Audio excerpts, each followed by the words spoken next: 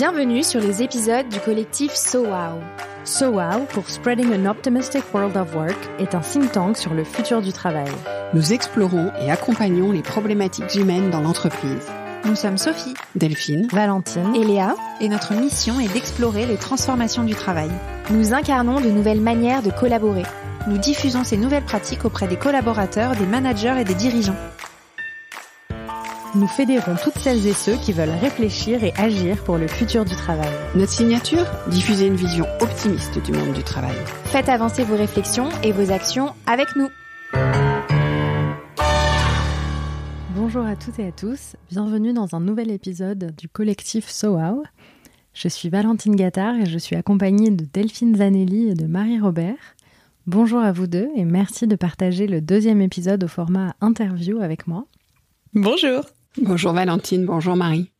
Marie, merci beaucoup d'avoir accepté notre invitation. Avant de démarrer notre échange, je tiens à remercier les 4 partenaires du collectif So Wow, Yemanja, Skill & You, Bigger et Urban Sports Club, qui soutiennent notre travail et nos explorations. C'est donc le deuxième épisode de notre collectif dédié à notre thématique 2024 intitulée « Comment créer un nouvel équilibre dans la relation talent et entreprise ». On va aborder ensemble le côté philosophie, puisque Marie, tu es une philosophe aux multiples casquettes, et nous avions à cœur d'avoir ta lecture sur notre sujet, prendre un peu de hauteur et y réfléchir avec soin. Pour commencer, est-ce que tu peux te présenter en quelques mots pour nos auditeurs et auditrices ? Avec grand plaisir et merci d'abord de m'inviter et de me faire réfléchir à un si beau thème. Je suis donc Marie Robert. Effectivement, j'ai plusieurs casquettes, mais un fil conducteur très marqué, celui de la transmission. Ma toute première casquette, c'est que j'ai été professeure de philosophie. J'ai été, et je continue à l'être d'une certaine manière, d'abord à la fac, puis au lycée, puis dans différents espaces. Ma deuxième casquette, c'est que je suis chef d'entreprise éducative. J'ai cofondé 4 écoles ainsi que 2 crèches, donc un groupe éducatif. Et puis ma troisième casquette, c'est la transmission sur différents supports, notamment à travers un podcast, à travers des livres. Je suis en train d'écrire mon 6e. Et le fil conducteur, c'est toujours ça, mettre la pensée au centre de nos vies, de l'entreprise à l'école. Merci beaucoup pour cette présentation effectivement très riche. On voit à quel point ça va venir alimenter notre recherche. Alors j'aimerais démarrer notre conversation par te demander quel éclairage tu peux nous apporter sur le concept même de relation. Donc c'est vraiment un des fils qu'on va tirer dans notre étude sur l'importance des mots, des concepts. Et celui-ci, il est vraiment important. Qu'est-ce que cela dit que l'on s'interroge sur la relation entre talent et entreprise, qui sont ces 2 entités qui incarnent d'une part un ensemble de personnes et de l'autre une structure morale et conceptuelle. Qu'est-ce que tu peux nous dire sur ce sujet-là ? Alors, c'est honnêtement une des notions qui m'intéresse et qui me fascine le plus, la relation, parce que au fond, elle interroge d'ailleurs une bonne partie de nos relations. La relation, littéralement, c'est se poser la question de la relation, c'est se poser la question de qu'est-ce qui nous relie. La relation, c'est qu'est-ce qui est, de quoi, de quelle substance, de quelle essence, de quelle matière est faite nos liens. Dès lors, la relation, c'est s'interroger sur 2 choses. À la fois ce que nous avons en commun, donc quel est ce fil avec lequel on tisse nos rapports, mais aussi, dès lors, ce que nous avons en commun et ce qui nous différencie. C'est-à-dire, la relation ne fait pas l'économie, ne met pas juste de côté en disant, ce qui est important, c'est notre ressemblance ou notre partage ou notre en commun.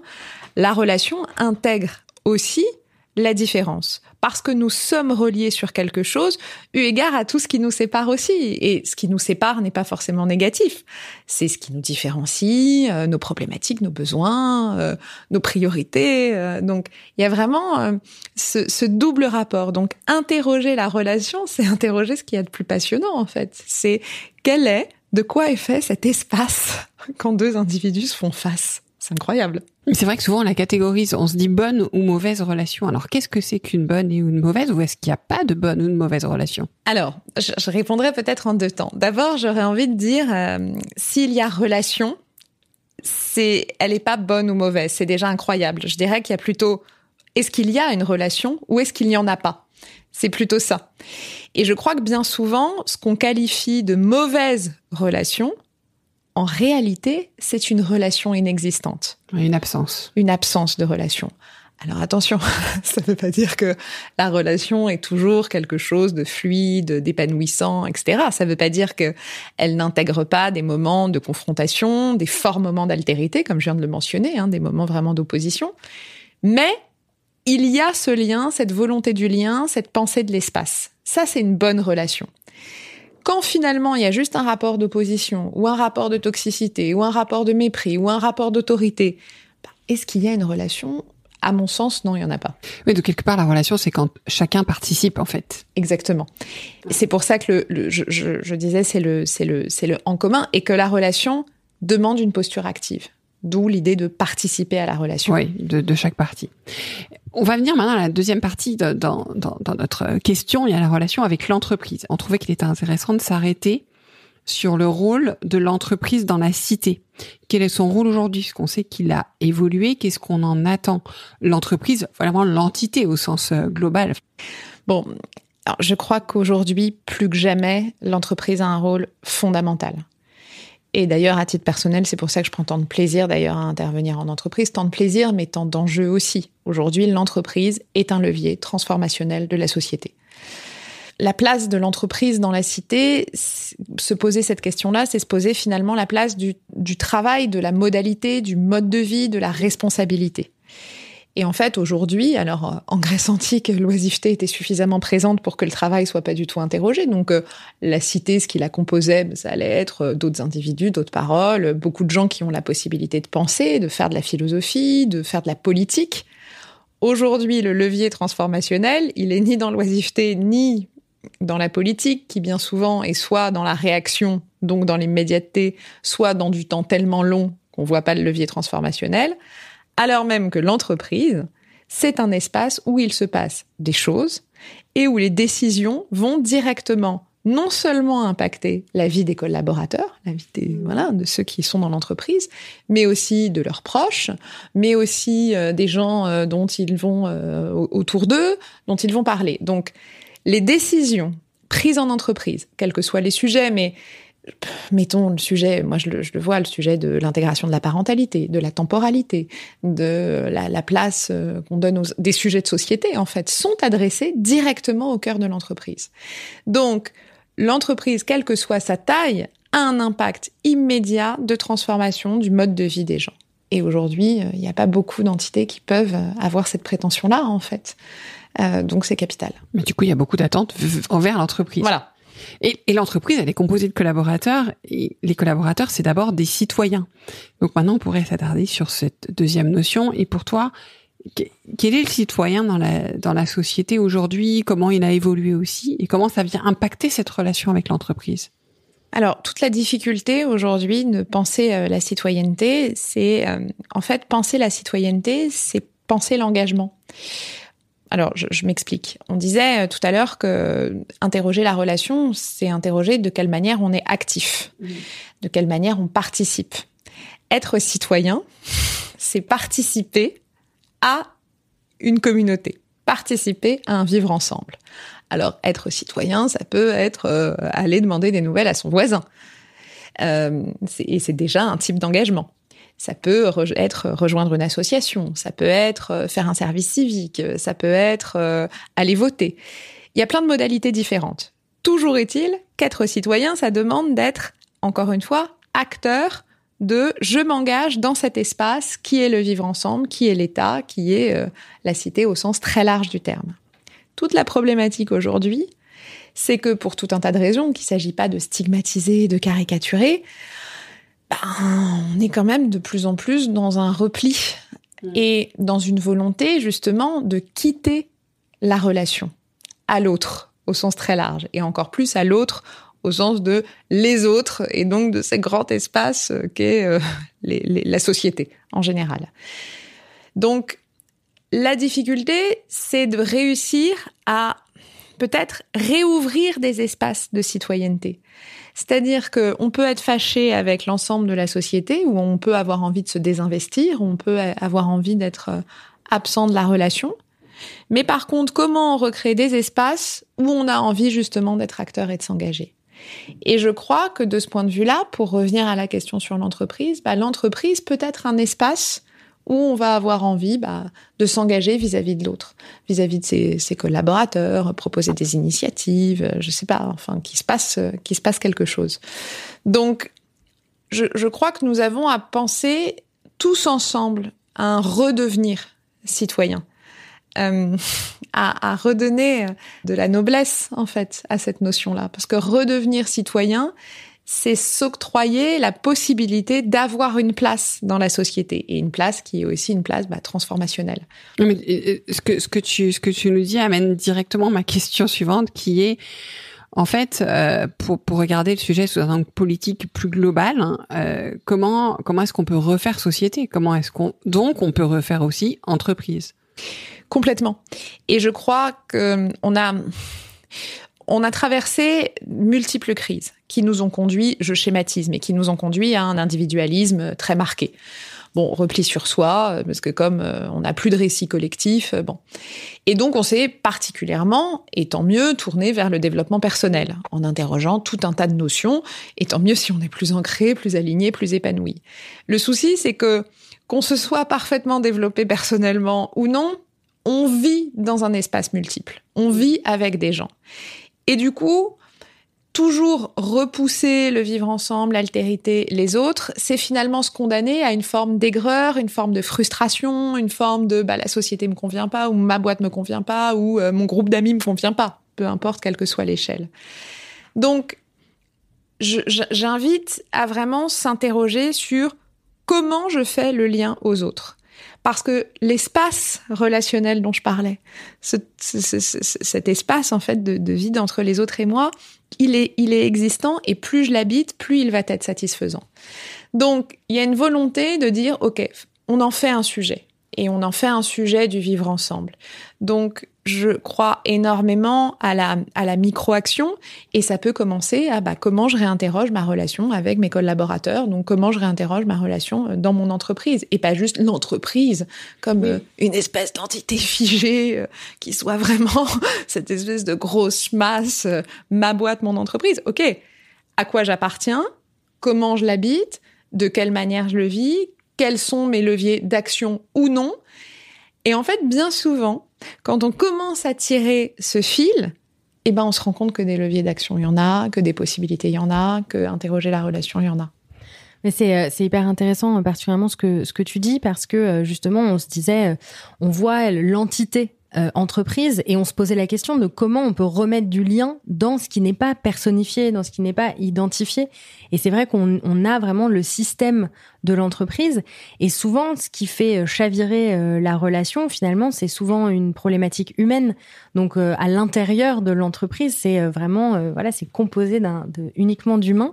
Donc comment on peut penser justement cette relation à l'aune de cet enjeu-là, d'avoir ce système unifié, cette personne morale de l'entreprise, alors que finalement ce sont des rapports, des relations d'humain à humain à l'intérieur. Donc tu donnais déjà quelques pistes d'exploration. Qu'est-ce qu'on peut en dire davantage ?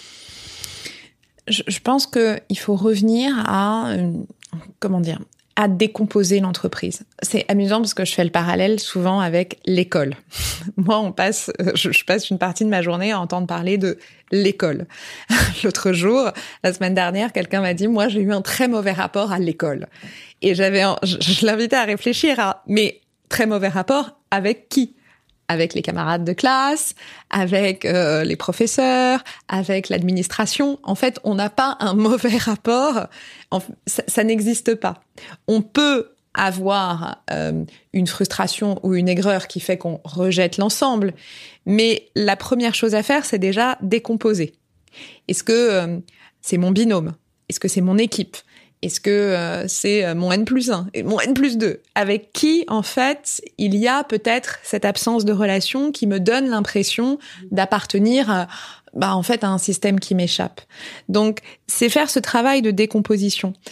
C'est Paul Ricoeur qui parle souvent des réformes et qui a une notion que je trouve très belle. Il parle du changement et de notre peur du changement, et il dit il faudrait penser le changement de proche en proche. C'est-à-dire, au lieu de penser qu'il y a une entité qui décide d'un changement et on a l'impression qu'on est dépossédé, expérimenter le changement à d'abord un tout petit groupe. Ok, ça marche ou ça marche pas, puis on élargit, ça marche ou ça marche pas, puis ainsi de suite. Pour la relation, on pourrait travailler la relation de proche en proche et essayer exactement comme dans tout type de communauté d'ailleurs, même dans une famille. On peut tout autant rejeter une famille. Alors, non pas, loin de moi, l'idée de comparer l'entreprise à une famille, mais cette idée de dire avec quel membre, en fait, se joue une éventuelle tension, une éventuelle incompréhension. Donc, vraiment faire ce travail déjà de proche en proche pour décomposer ce qui peut effrayer. Et après, se poser la question de est-ce que, justement, ce vertige qu'on peut ressentir parfois dans l'espace professionnel, il est lié à des individus? Ou est-ce qu'il est lié, et tout ce travail d'introspection nous permet de l'interroger, à peut-être des modalités de rythme, de logiciels. Non, mais il y a des gens j'ai déjà eu des témoignages d'individus qui me disent non, en fait, il y a des outils qui fondamentalement me dépassent. Mais faire ce travail-là, ça permet de se dire, OK, où est-ce que ça coince? Et arrêtons de penser le système, la société, l'école. Parce que finalement, c'est encore une fois une manière de se désengager. Alors non pas, on n'est pas responsable de tout, mais on a quand même toujours un levier possible quand on commence à décortiquer. Alors ce qui est intéressant, c'est que par rapport à ton regard, on peut se dire que quelle est la responsabilité du système, quelle est la responsabilité de l'individu? J'avoue que moi j'ai tendance à penser que l'individu reste l'acteur du système. Enfin, c'est pas moi qui l'ai écrit ça, mais voilà. Est-ce que c'est pas culpabilisant? Est-ce que renvoyer, dire la relation, on est l'entreprise quelque part est une personne morale, pas physique, hein, donc mais nous en tant que personne physique acteurs, c'est nous qui avons cette responsabilité. Est-ce que aujourd'hui c'est quelque chose qui est entendable? Alors c'est une très bonne question. Étrangement, j'ai toujours, mais peut-être qu'il faut un peu plus prendre le temps de l'expliquer. Moi, je trouve que l'idée de la responsabilité nous libère énormément, plutôt que nous culpabilise. Parce que se sentir responsable, c'est aussi avoir la possibilité de dire « je ne souhaite pas rentrer dans cette relation-là ». C'est-à-dire que la responsabilité permet justement, après cette espèce de regard, puisque je suis acteur, puisque j'ai la possibilité d'interroger les choses et que je ne suis pas uniquement en train de subir, j'ai aussi la possibilité de dire non, de refuser de m'inscrire dans une absence de relation avec des individus avec qui je n'ai pas envie d'être en relation. Donc, la responsabilité n'est pas « je vais devenir un super-héros, attention, et je vais tout bien exécuter, et je vais devenir l'employé de l'année ». La responsabilité est de dire « à quoi j'appartiens ?» avec quoi je suis en accord et avec quoi je suis fondamentalement en désaccord. En poussant évidemment la réflexion à l'extrême, de dire si fondamentalement je suis en désaccord parce que je sais pas, par exemple j'ai un arrachement éthique vis-à-vis de l'entreprise avec laquelle je travaille, quelles conséquences j'en tire? Peut-être qu'il est temps d'en partir. Peut-être qu'il est temps d'arrêter la relation. Et je trouve que dire qu'on est responsable de nos actes et ne pas, c'est Sartre, hein, c'est l'existentialisme est un humanisme, hein, et dire que on n'a pas de fausses excuses, on l'a souvent perçu comme quelque chose de culpabilisant, mais c'est aussi très libérateur parce que c'est se poser la question quel homme je veux être, quelle femme je veux être en fait. Clairement. Comment j'habite mon existence. Et après tout, à quoi je décide de fermer la porte aussi. C'est intéressant parce que quand on pose cette question, parfois certaines personnes disent oui, mais quand on pose cette question, on rentre dans un rôle. Qu'est-ce que tu en penses? Fondamentalement, je crois pas qu'il y ait un rôle. Au contraire, je pense que c'est profondément existentiel, en fait. Je crois que profondément qui je veux être. Alors, qui je veux être n'est pas quelque chose de figé. Peut-être que la réponse qu'on donne, et heureusement d'ailleurs, n'est jamais figée. Mais il y a quand même, à cet instant T, qui je veux être en fonction de tout ce qu'il y a autour de moi, d'ailleurs. Parce que à différents moments de notre vie, ce qui je veux être, évidemment, qui va engager aussi d'autres individus que nous. Mais je trouve que cette question, elle est extrêmement pertinente et elle rend la relation, pour le coup, plus saine aussi vis-à-vis de l'entreprise. Oui, plus honnête aussi. Ouais. On parle beaucoup d'authenticité aujourd'hui. On est en quête d'authenticité, mais c'est vrai que c'est important qu'on puisse, on parle d'être soi dans l'entreprise, de choses comme ça. Donc effectivement, ça passe par le fait de se questionner. Ça passe par le fait de se questionner dans le respect de l'autre aussi, comme tu l'as évoqué, parce qu'on reste dans une relation. Donc c'est Et alors, il y a un point important par rapport à qui je veux être justement, qui est beaucoup ressorti dans les premières explorations qu'on a faites, notamment dans la bouche de Danielle Linhart, qui est une sociologue que tu connais peut-être, qui disait il est important qu'on reconnaisse la valeur professionnelle des collaborateurs. Aujourd'hui, on a un peu tout mélangé et on oublie leur valeur professionnelle. Et reconnaître leur valeur professionnelle, c'est les interroger sur leur travail, sur le sens de leur travail, sur comment ils font leur travail, voilà, les considérer comme des professionnels. Est-ce que c'est quelque chose que tu observes dans les investigations que tu fais aussi dans les entreprises? Est-ce que aujourd'hui, cette relation est un peu difficile parce que quelque part, voilà, c'est vrai qu'une relation, elle fonctionne à deux, elle fonctionne quand on se sent considéré. Est-ce que le curseur n'est plus au bon endroit? Bon, il y a une notion, mais qui rejoint tout à fait ce que tu décris, c'est la notion de reconnaissance. C'est un philosophe allemand qui s'appelle Axel Honneth, qui dit que ce dont on a le plus besoin dans la relation, quelle qu'elle soit, et quel que soit le type de relation, c'est de reconnaissance. La reconnaissance, trivialement, il y a différents stades de reconnaissance. Il y a la reconnaissance affective qu'on peut avoir à l'égard de ses proches, etc. Il y a la reconnaissance juridique et il y a la reconnaissance symbolique pour justement nos compétences, ce qu'on est, ce qu'on produit, ce qu'on fait. Le problème d'avoir cette espèce de volonté de penser l'individu, c'est que parfois on s'éloigne de la tâche et de la clarté par rapport à qu'est-ce qu'il est en train de faire, pourquoi il le fait, quel est fondamentalement ce mail traité, où est-ce qu'il va, à quoi il participe, de quelle façon il est fait, comment on a, et je mesure ce que je suis en train de dire, mais peut-être que dans le redevenir citoyen dont on parle, il y a aussi remettre de la noblesse dans nos actes de travail. C'est magnifique aussi de travailler. C'est magnifique en fait de participer, de faire quelque chose, de donner vie en fait à quelque chose auquel on croit. On est tellement habité, et pour des raisons qui se justifient par la notion de labeur, par la notion de difficulté, on a tellement, et je crois que les générations à venir sont encore plus marquées, été dépossédées par l'idée d'une entreprise qui broie, d'une entreprise qui empêche, d'une entreprise qui contraint, qu'on a oublié que la tâche, le travail en lui-même pouvait être quelque chose précisément de passionnant, de reconnu en fait. Quand on a travaillé pour réaliser quelque chose, pour produire, un projet, quand on a même préparé une réunion et que la réunion se passe bien, il y a une satisfaction intime qui est extraordinaire. Et ensuite, il y a la reconnaissance. Et la reconnaissance, et là je le vois parce que c'est aussi un rapport éducatif, puisque l'école, de toute façon, intègre toutes ces notions-là, c'est pas juste la bonne note, c'est le fait de se dire, ok, là, j'ai été compétente, et bien du coup, le projet avance, et on va plus loin ensemble, et on donne naissance à plein de choses. Et c'est générateur de joie, en fait. Ça crée de la joie. Et je crois que, sans doute qu'on est dans une période très très mouvante, donc il y a tellement de choses à redéfinir que, évidemment, tant mieux d'ailleurs qu'on bouscule. Mais se dire que notre travail peut être aussi une source de joie collective, c'est quelque chose qui m'intéresse particulièrement.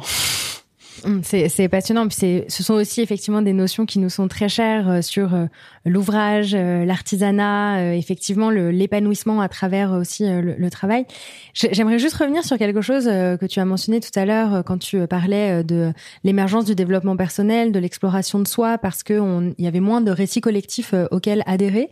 Dans la société dans laquelle on est, dans le monde dans lequel on est, comment finalement on peut combiner cette exploration de soi qui est nécessaire avec aussi tout ce qu'on disait sur les notions de l'engagement, les notions du lien, de notre responsabilité dans la relation.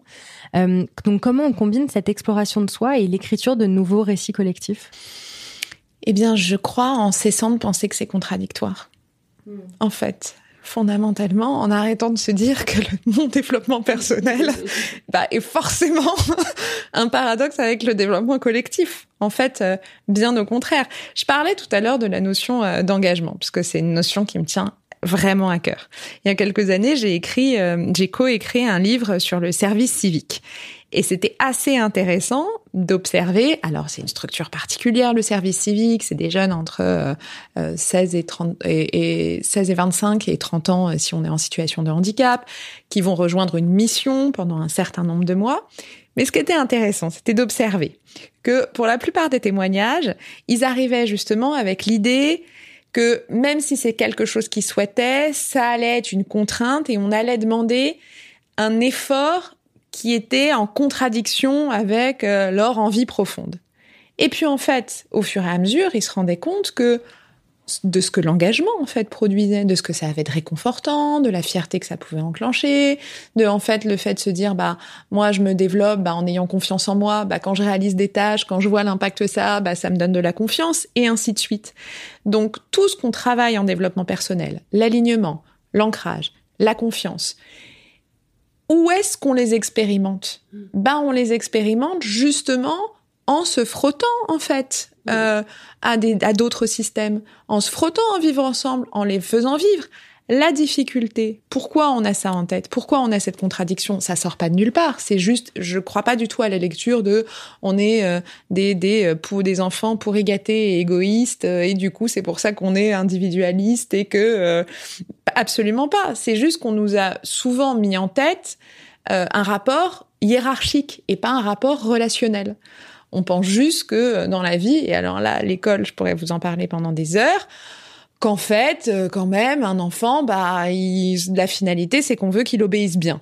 Donc ensuite, on reproduit ce système aussi en entreprise, on veut qu'il obéisse, et puis s'il obéit pas, c'est pas bien, c'est mal. Mais en fait, on construit aucune relation. Et donc, évidemment, si on veut juste que la personne obéisse et que nous, on part complètement d'un autre côté, on va avoir envie de devenir individualiste et de quitter cet espace-là. Si on dit, non, je veux pas que tu obéisses, je veux qu'on co-construise, en fait. Et ça veut pas dire qu'il y a pas de cadre, ça veut pas dire que tout est permis, ça veut pas dire qu'il y a pas d'enjeu, ça veut pas dire qu'il y a pas de responsabilité. Mais je veux qu'on co-construise quelque chose, là, ça va pas contre le développement personnel. Au contraire, le développement collectif est un incroyable accélérateur de développement personnel. Et là, c'est pas une lubie de ma part. Le sport collectif en est un excellent exemple. Les équipes qui fonctionnent et qui arrivent à faire équipe, ce qui n'est pas toujours le cas, parce que c'est pas du tout évident, en fait, individuellement, les gens sont beaucoup plus heureux et beaucoup plus épanouis parce qu'ils ont justement un espace collectif qui leur a permis d'optimiser cet épanouissement individuel. Mais c'est hyper intéressant ces parallèles avec l'école et le sport qui vont aussi avec un autre sujet, un autre angle qu'on voulait aborder avec toi, qui est celui de la confiance. Parce qu'il y a beaucoup de confiance et de défiance face au monde du travail. Et alors toi, tu as récemment d'ailleurs publié un épisode de podcast sur le sujet de la confiance. Toi, quelles sont tes interprétations et observations sur l'état de la confiance dans notre société et par conséquent l'impact que ça a sur cette fameuse relation talent-entreprise? En fait, on a un mal fou à faire confiance. Là, je parle pas de la confiance en soi, je parle vraiment de la confiance en l'autre. On a un mal fou à faire confiance. Parce que on s'est mis en tête qu'il fallait des process de vérification. Donc, on a mis tout un tas de processus de vérification parce que, en fait, la confiance, c'est vertigineux de faire confiance. C'est terrible, en fait, quand on y pense. Puisque le principe même de faire confiance, c'est faire confiance sans preuve. Sinon, ce n'est pas de la confiance. C'est extrêmement différent. Donc, se faire confiance à quelqu'un, donc accepter la possibilité d'être trahi, la possibilité d'être déçu, la possibilité que ça fonctionne pas, c'est toujours un saut en avant, mais se faire confiance, il fonctionne d'autant plus, parce que c'est difficile de donner sa confiance, il fonctionne d'autant plus, justement, qu'il y a eu un lien, qu'il y a eu de la relation, et qu'il y a une espèce de connaissance de l'individu. Faire confiance à quelqu'un que tu as vu 3 fois sur Zoom, et qui est juste un nom dans ta barre de mail, c'est extrêmement difficile. Faire confiance à quelqu'un avec qui tu as passé un peu de temps, avec qui tu as déjà eu l'occasion de travailler, avec qui tu as déjà eu l'occasion d'expérimenter quelque chose, ça va beaucoup plus facilement se mettre en place. Donc, le faire confiance est très éprouvé aujourd'hui parce qu'on a remplacé le faire confiance par des processus, en fait, de vérification qui génère de la défiance. Puisque si je vérifie, c'est que au fond, fondamentalement, je te fais pas confiance. Ce que tu dis fait écho. Je suis toujours étonnée. J'anime pas mal de séminaires avec des comités de direction. Et je commence toujours par une grande exploration mutuelle de qui ils sont. Pas existentielle du tout, mais voilà. Et en fait, globalement, ils découvrent qu'ils se connaissaient pas. Et donc, comment... Parce que là, tu vois, j'en prépare un sur la problématique. C'est la confiance, c'est la collaboration, c'est tout ça. Et en fait, je me dis, à partir du moment où les gens ne collaborent pas complètement ou sont pas complètement en confiance, c'est pas qu'ils sont mauvais, c'est pas qu'ils veulent pas, en fait. Ça veut dire qu'ils ont pas créé cette relation. Et donc, potentiellement, ils pensent l'avoir puisqu'ils ont une relation professionnelle. Donc, c'est ça qui est intéressant. C'est de se dire, à un moment donné, qu'est-ce qui est nécessaire dans la relation pour tisser, voilà, sans aller non plus, parce que c'est aussi un biais que je peux apercevoir, sans aller non plus partager toute la sphère personnelle qu'on n'a pas envie de partager. Donc en fait, voilà, c'est trouver un peu le juste milieu, mais effectivement, je pense qu'on pense souvent avoir créé une relation, alors qu'en fait, on n'a pas vraiment créé. Non, mais tu sais, il y a un point qui m'a profondément marqué, mais qui rejoint exactement ce que tu dis. Il y a quelques années, c'était juste après le confinement, j'ai animé une conférence en ligne sur les émotions. Bon, je fais une conférence, 45 minutes, ok, les émotions en philo, la place des émotions, etc., etc. Au bout de 45 minutes, les écrans étaient éteints, les caméras étaient éteintes. Quelqu'un allume son écran et dit, en fait, moi, ça me fait dire tout ça, je voulais vous dire, voilà, ma mère est morte il y a 15 jours. Extrêmement surprenant comme moment. Les autres allument aussi leur caméra en disant mais pourquoi tu nous l'as pas dit ? J'ai pas trouvé d'espace pour vous le dire. Et en fait, en plus, il s'avère que visiblement cette femme vivait en plus avec sa mère, un deuil compliqué. Et là, tout d'un coup, des situations complètement absurdes. Mais je t'aurais pas demandé de faire ce dossier aussi vite si j'avais su, etc., etc. Donc, et en fait, ce moment était marquant. Parce que là où je te rejoins, il s'agit pas d'être intrusif. Il s'agit pas tous les matins de raconter à ses collègues les tenants et les aboutissants de ce qui se passe chez soi. Il s'agit juste d'avoir la possibilité de rendre cet espace de deuil, de naissance, de qu'est-ce qui nous traverse et qui impacte ce qu'on a envie de mettre dans la relation aussi. Parce que évidemment, quand elle dit je t'aurais pas mis la pression sur ce dossier, évidemment, savoir que quelqu'un est en train de traverser quelque chose qui va de toute façon biaiser la manière dont elle va adresser son travail, c'est fondamental. Là, il n'y avait pas de relation. Et je reviens à ma métaphore sportive. Je pense que je vais peut-être changer d'orientation. C'est fascinant de voir que les équipes, et pour avoir beaucoup étudié les rapports d'intelligence collective d'un point de vue conceptuel, les équipes qui fonctionnent le plus, c'est les équipes, on les enferme 15 jours ensemble, en fait.